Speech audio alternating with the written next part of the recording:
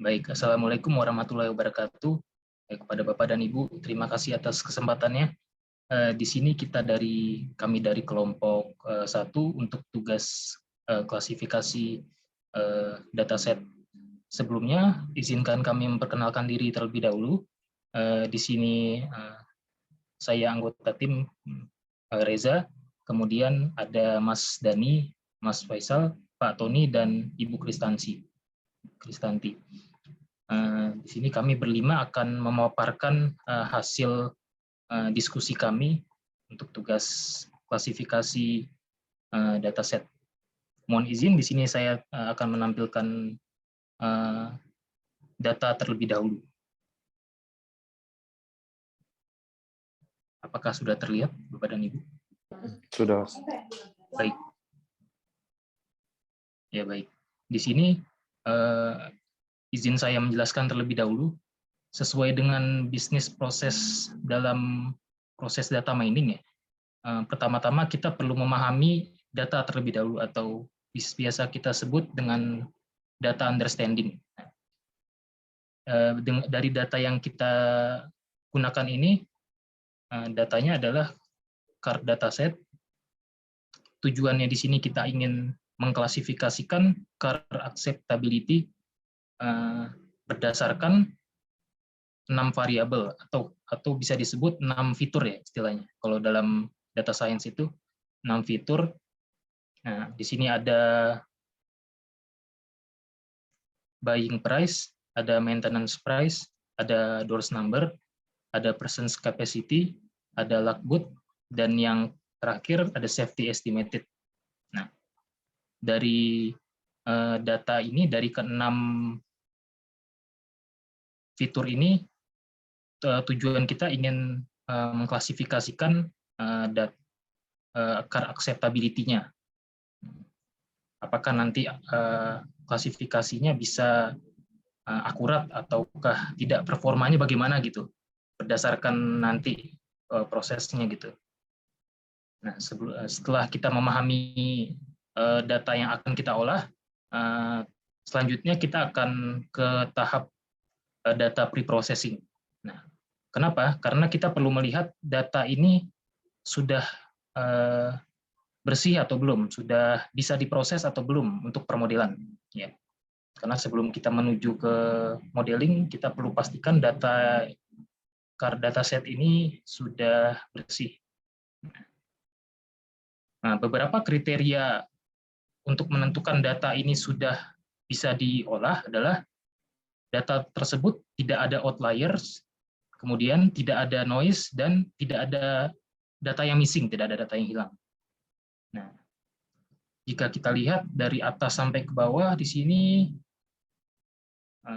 sepertinya tidak ada data yang missing ya, datanya full semua.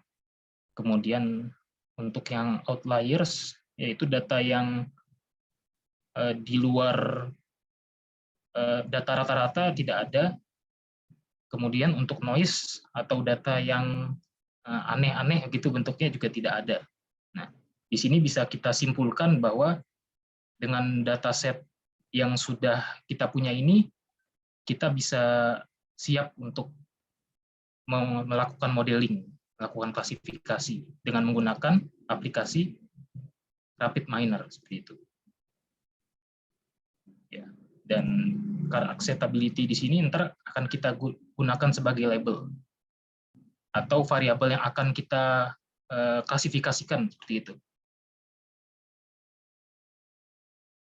Mungkin bisa kita lanjutkan, Mas Dani.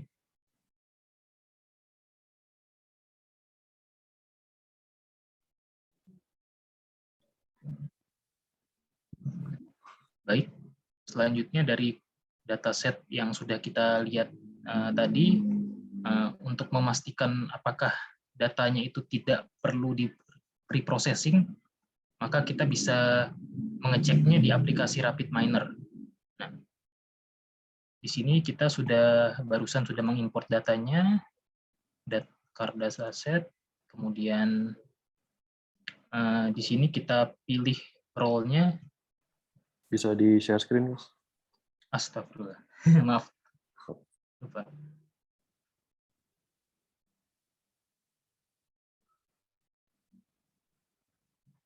Sudah terlihat ya?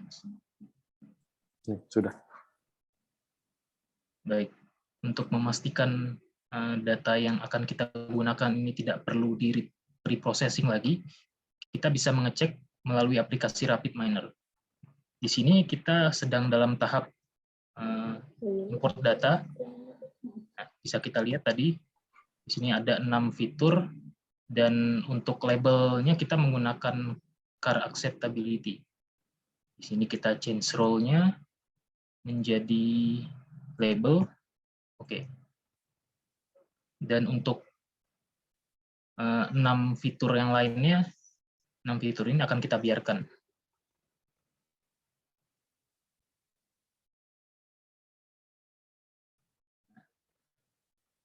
Untuk dapat melihat status kebersihan ya, status datanya kita bisa melihat di kolom statistik di sini, di bagian result, di bagian statistik.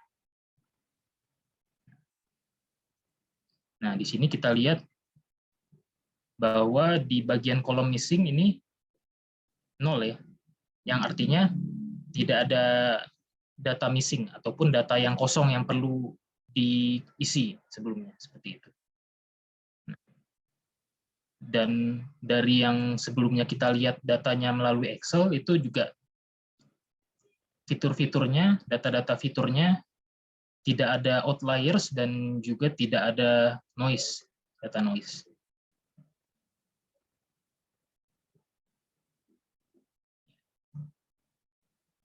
Untuk tahap selanjutnya, ke permodelannya, silakan Mas Denny. Baik, terima kasih Mas Reza. Izin share screen.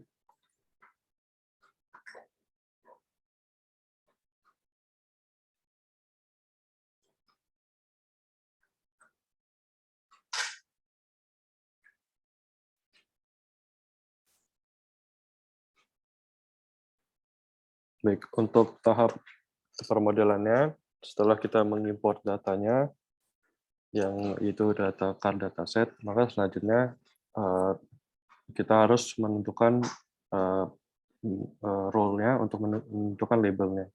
Berhubung di data awalnya memang belum menggunakan labelnya, maka di sini kita menggunakan operator set role, di mana di set role sendiri atribut intimnya kita pilih adalah car acceptability dan target role-nya adalah menggunakan label. Lalu setelah kita menggunakan set role, operator selanjutnya adalah menggunakan split data. Karena untuk melakukan uji performa atau evaluasi, kita membutuhkan 2 data, yaitu data training dan data testing. Berhubung dari data yang diberikan tidak ada perbedaan antara data training dan data testing, maka kita akan memisahkan data awal tersebut menjadi 2 dengan proporsional 80% untuk data training dan 20% untuk data testing. Dan ini kita gunakan operator split data dengan partitionnya 0,8 dan juga 0,2. Dan output di sini adalah yang parameter pertama sini adalah yang 0,8 dan yang kedua di sini adalah 0,2. Lalu untuk data trainingnya 80%, kita akan menggunakan operator decision tree, yang dimana kita untuk metode klasifikasinya menggunakan decision tree dengan menggunakan parameter default yang sudah ada dari RapidMiner, kecuali dengan fitur apply pre-pruning ini yang kita matikan, karena setelah menggunakan trial dan error dengan mematikan apply pre-pruning itu sendiri akan memberikan hasil akurasi yang lebih tinggi. Lalu mungkin akan saya perlihatkan terlebih dahulu decision tree yang dihasilkan.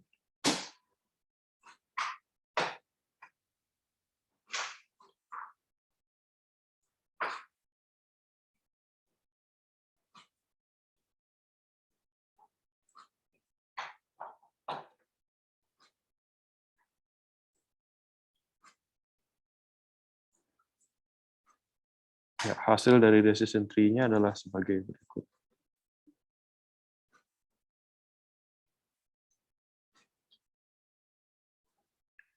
di mana di cabang terakhirnya sesuai dengan label yang kita berikan, yaitu ada 4 jawaban, ada unacceptable, ada acceptable, ada very good, dan juga good.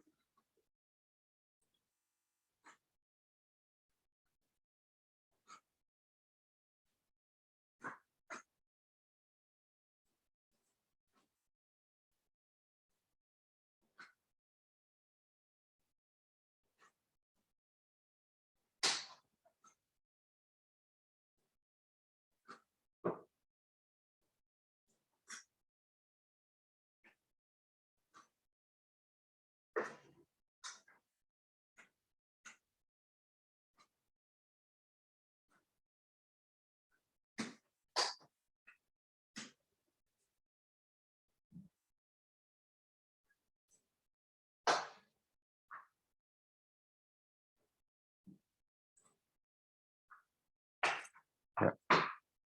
Setelah kita mendapatkan model dari decision tree, maka selanjutnya kita harus menguji performa dari model tersebut. Dan untuk menguji performa tersebut, maka kita akan menggunakan operator pertama, yaitu apply model. Di mana hasil dari decision tree kita masukkan ke apply model, dan juga untuk data testingnya yang 20%, kita masukkan juga ke operator apply model. Di mana di sini akan disatukan data training dan data testing. Lalu untuk menguji performanya, kita menggunakan operator namanya performance. Dan mungkin di sini untuk mempertegas bahwa kita menggunakan performance yang biasa, yang ini. Ini kita masukkan ke sini tanpa mengubah parameternya. Dan hasil dari performance kita masukkan ke tes. Dan hasil performance adalah sebagai berikut.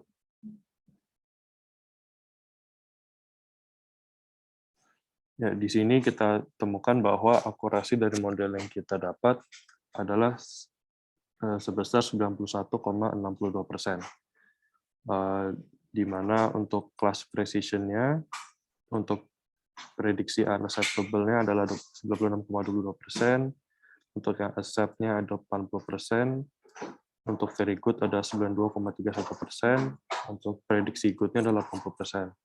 Lalu untuk class recall-nya, untuk yang true unaccept ada 94,63%, true accept-nya adalah 88,31%, true very good-nya 92,31%, dan true good-nya adalah 57,14%. Dan diakumulasikan mendapatkan akurasi 91,62%.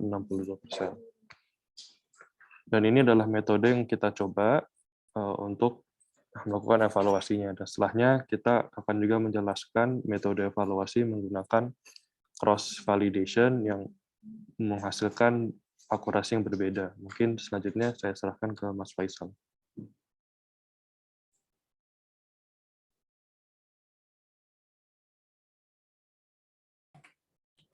Baik, saya screen dulu.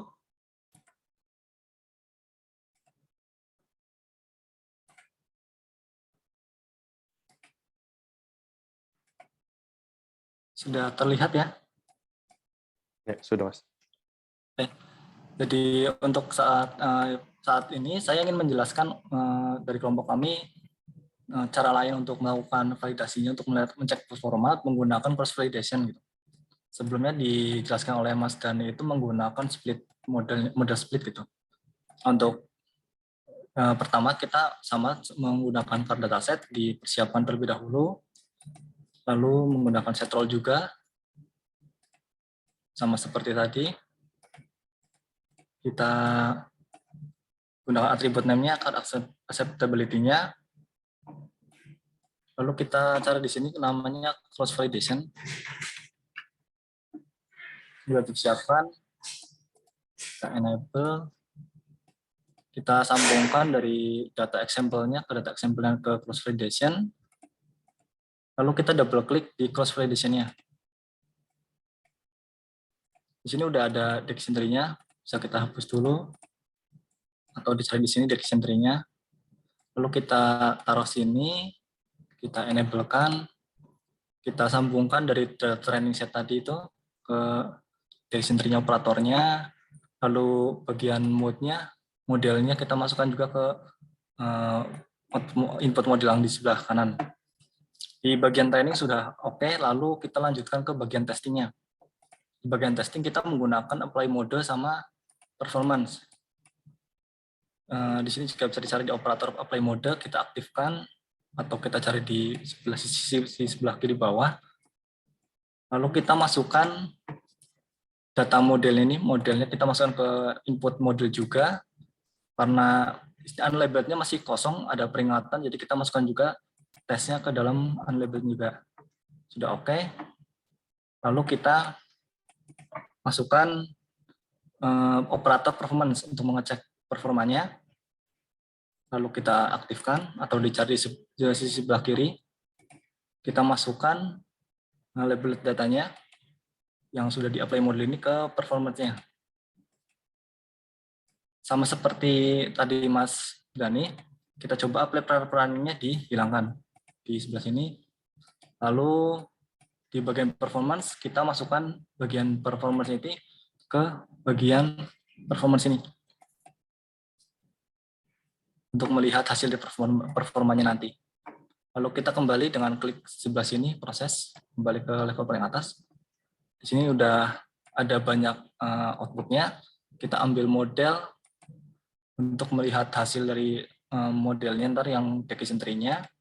Lalu kita ambil yang performance-nya untuk melihat hasil performanya. Seperti ini kira-kira. Lalu untuk lipatannya sendiri kita bisa bebas berapa, tapi disarankan untuk menggunakan 10 gitu katanya. Jadi kita biarkan 10 saja, lalu kita proseskan langsung. Ini hasil dari pohon yang sudah dibentuk, kira-kira sama dengan yang tadi dijelaskan Mas Dani. Tidak terlalu ada perbedaan mencolok. Lalu untuk di performance sendiri ada perbedaan. Di bagian true unacceptable itu ada sekitar class recall-nya 96,69, di bagian true acceptable-nya ada 86, dan true very good-nya ada 86, namun di true good-nya lebih tinggi dibanding yang model speed, ada 78.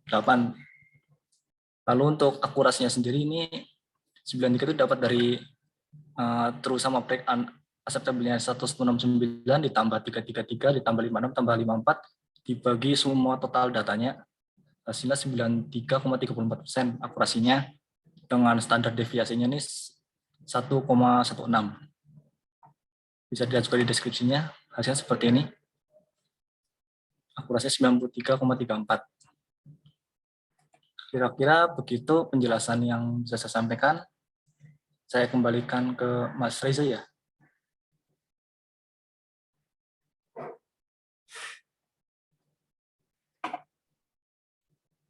Ya, baik.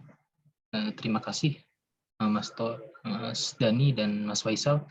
Ya, dari proses permodelan menggunakan rapid miner tadi, kita sudah bisa melihat ya perbandingan hasil performa di antara keduanya. Yang pertama kita bisa lihat tadi yang dari Mas Dani itu menggunakan metode splitting data ya, dengan perbandingan 80-20, dan yang kedua dengan metode yang dari Mas Faisal tadi dengan metode cross validation. Nah, seperti itu. Nah, yang pertama bisa kita lihat tadi rata-ratanya akurasinya 91% ya untuk yang metode split dan 93% untuk yang metode cross validation. Dan dari perhitungan perbandingan antara true positif dan true negatifnya tadi istilahnya recall. Ya, recall dan precision-nya bisa kita lihat tadi lebih besar juga untuk yang metode menggunakan cross validation. Nah, ya mungkin sedikit analisis dari kelompok kami ya. Mengapa untuk yang metode cross validation itu lebih besar akurasinya. Nah, itu karena untuk yang cross validation ini dilakukan iterasi pengulangan permodelan sebanyak 10 kali yang tadi dilakukan oleh Mas Faisal tadi, ada settingannya tadi 10 kali. Oleh karena itu, data dan model yang dihasilkan juga lebih akurat berbanding dengan metode yang dilakukan pertama tadi oleh Mas Dani, yaitu metode dengan data splitting. Ya.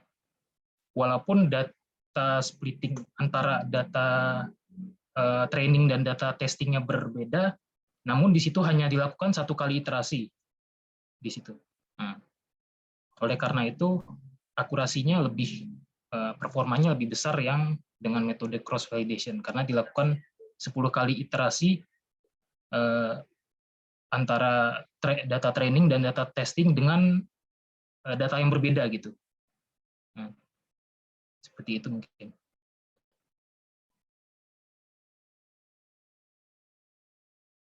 Mungkin ada tambahan dari rekan-rekan?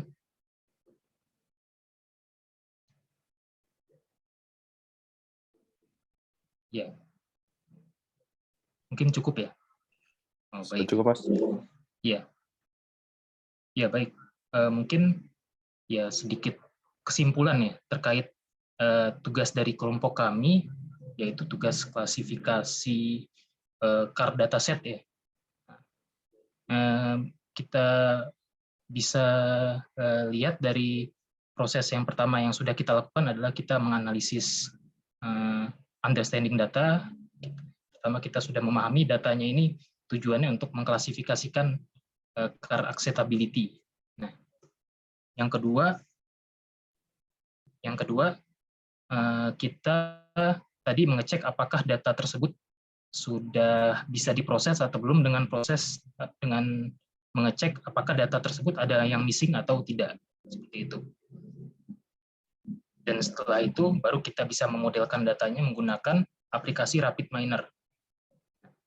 Kemudian kita membandingkan antara 2 metode yang sudah kita pelajari di kelas sebelumnya, yaitu metode dengan data splitting dan yang kedua adalah dengan metode cross validation. Dan sebelumnya model yang kita gunakan adalah decision tree ya. Ya di situ kita dapat simpulkan yang performanya lebih besar adalah metode yang cross validation seperti itu.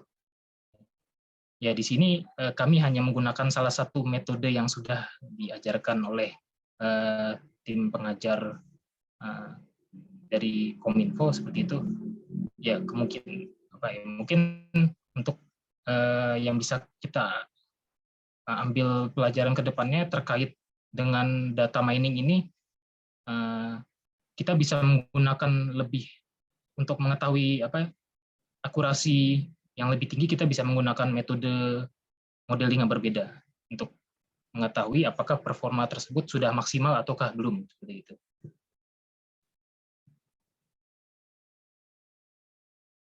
Baik. Jika tidak ada lagi yang ingin disampaikan, kami ucapkan terima kasih kepada rekan-rekan sekalian dari kelompok klasifikasi. Terima kasih Mas Dani, Mas Faisal, Pak Tony, dan Ibu Kristanti atas kerjasama kita lah mengerjakan tugas ini.